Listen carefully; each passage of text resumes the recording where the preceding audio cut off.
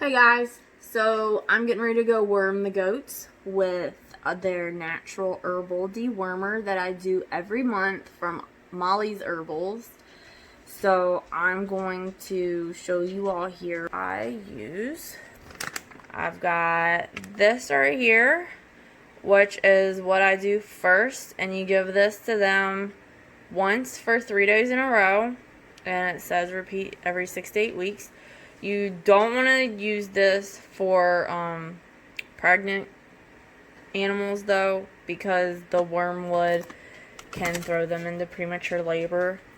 But I use that and I mix it with cornstarch, and I've got my little recipe card here I keep in my little box, and I keep a record there of when I've done it.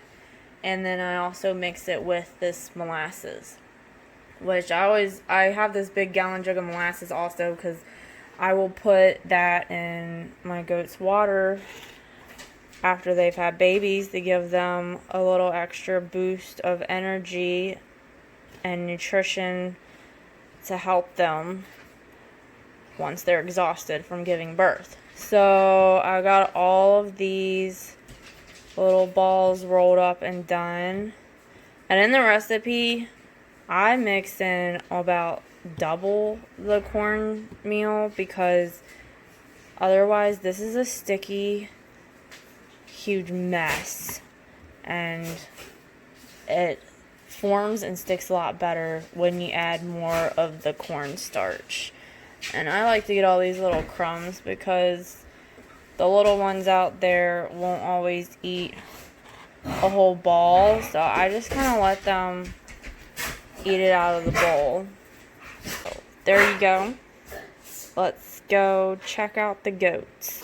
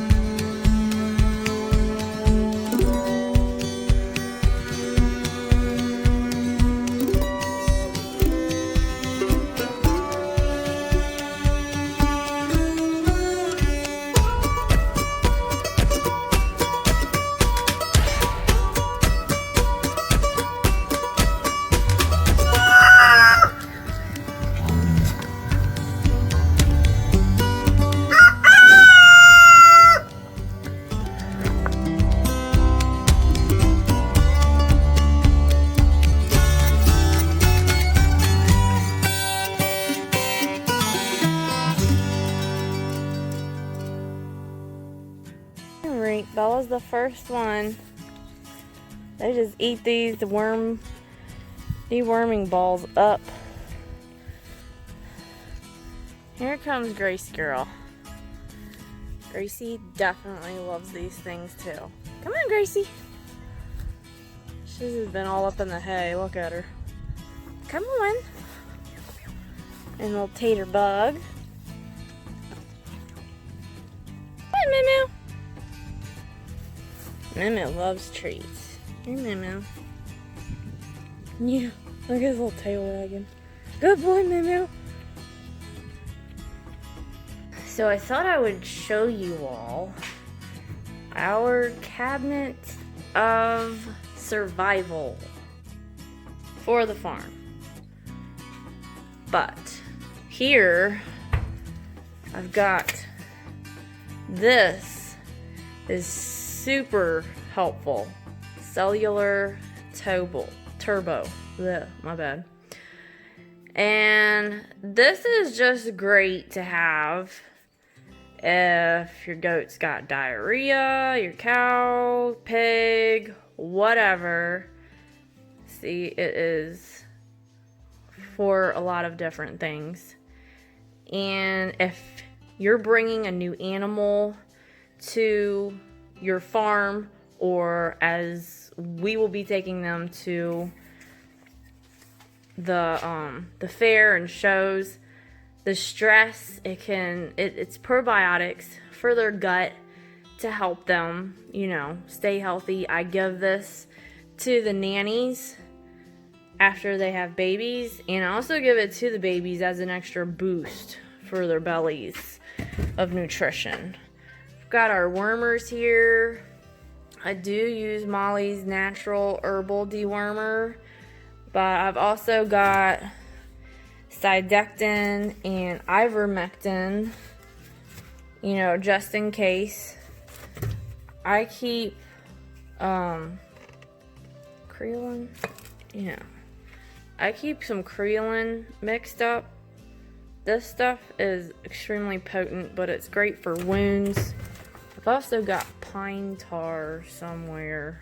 I think that's in the house. Because recently we had a baby goat that had a broken horn. I had to use my disc butter here to cauterize it, and we put some pine tar on it. I've got my box here for when I tattoo the goats. It's got the paste. Oh, I need that. Bella lost her chain. My tattoo guns right there. I got 2 of them because you put 1 in each ear. That's my extra milking bucket. Oh, blood stop powder. Yeah, that would not, for some reason, stop the bleeding when that baby goat broke its horn. Oh, here's my hoof rot. When it's super, super rainy and wet out. I also check the goat's feet, in between where their hooves are, if it's moist and smells kind of funky. Let's see. And this bag here, this is my medicine bag. I got all my goodies. Syringes. I have more inside I need to bring out. I've got a bunch of needles. Those are small. I gotta get bigger ones. Those are mainly for the goats when I'm giving them sub-Q shots. I got a bander here.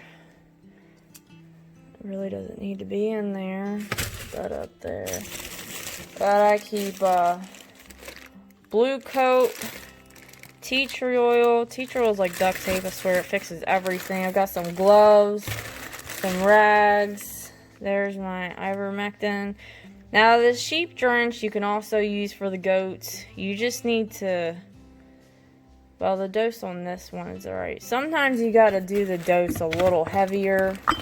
I normally always have Pepto out here also when the goats have diarrhea to help stop it, but vitamin B12, Anemix 100, or blue coat, Vita B complex, thiamine.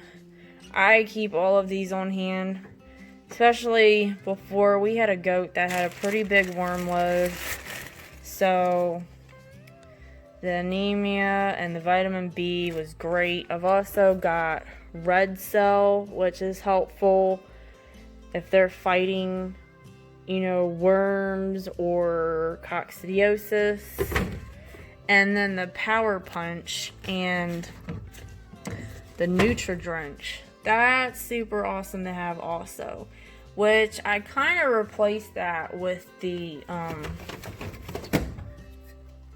cellular turbo paste.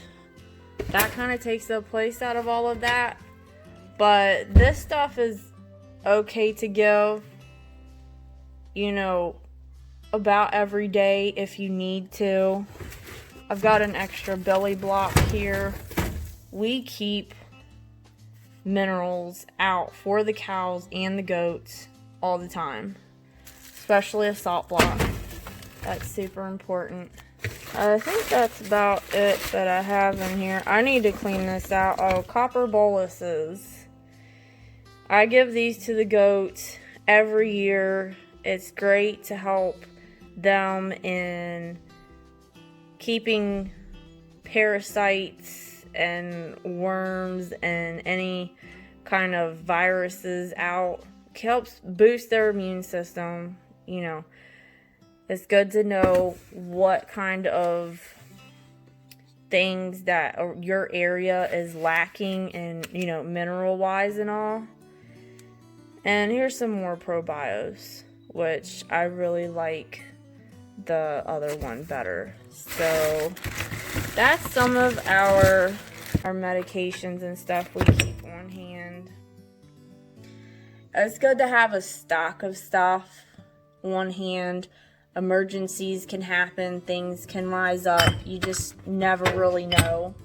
So when getting into livestock, do your homework and be prepared, because you never know what's going to happen. Things happen. You know, we did have a goat that had coccidiosis once, we're pretty sure.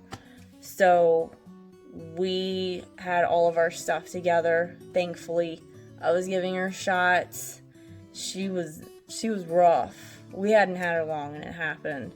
That's when we first got started, and it was a big learning process for sure. So that's a lot of the stuff that we have and that we keep on hand. I've also got things like betadine and, you know, just a lot of gloves, some spare little bowls, quite a bit. Oh, I've got some pink eye spray because my Nubian had pink eye out of nowhere. I had no idea, and that really helped her. And I also keep penicillin in the fridge, which I gave her some of that. And I also gave her, what was it? I'll have to go in and look. Here it is, some Baytril. Baytril is good to have for any kind of infection.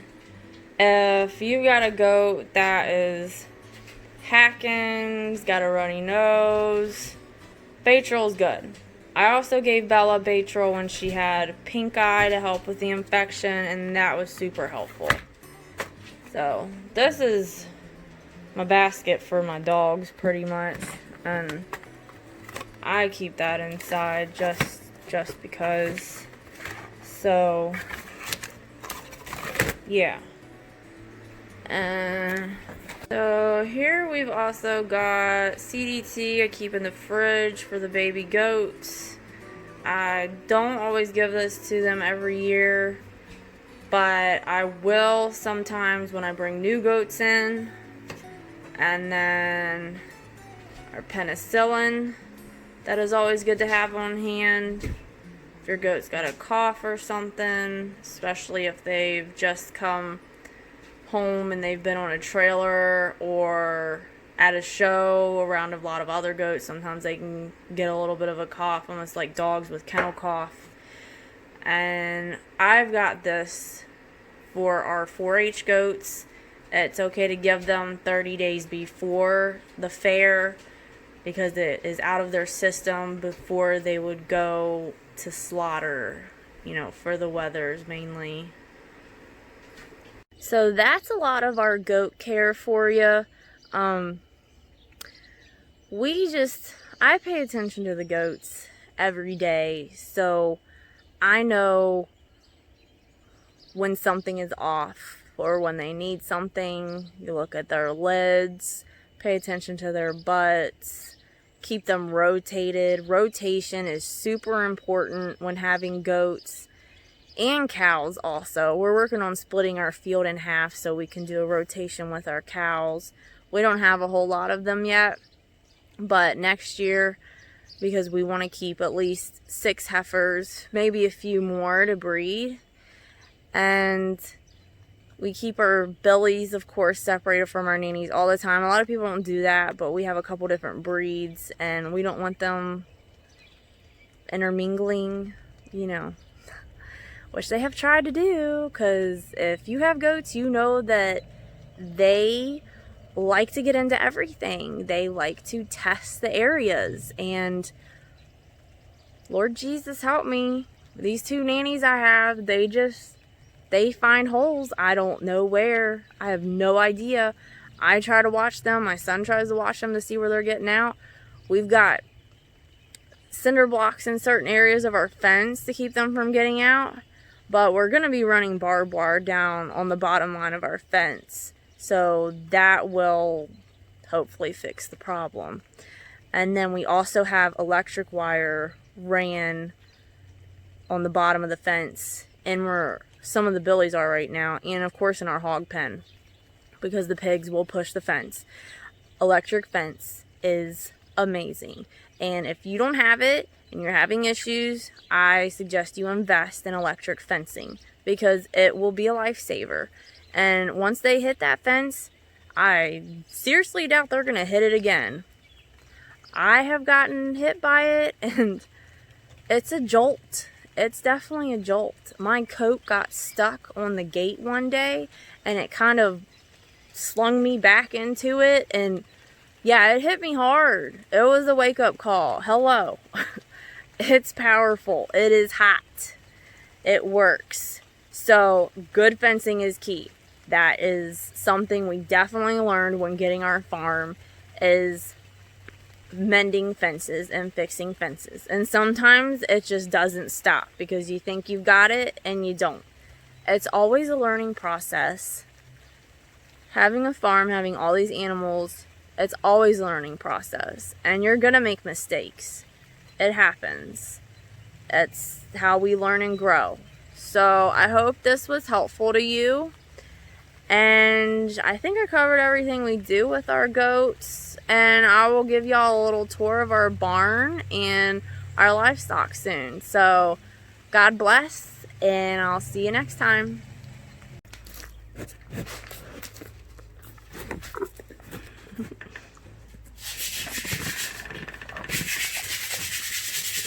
We hang out in the garage and eat treats. Give this video a thumbs up and don't forget to subscribe to my channel, guys. Thanks.